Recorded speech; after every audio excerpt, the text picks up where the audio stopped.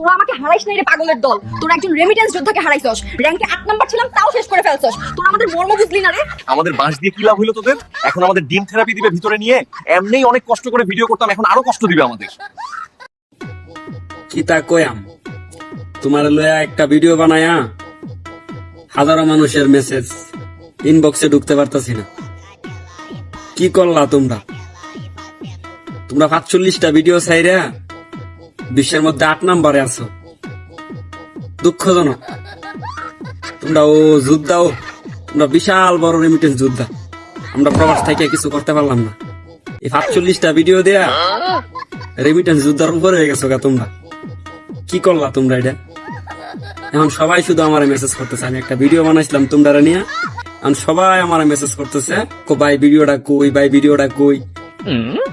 দুঃখের ভেতরে আছি আমি এখন।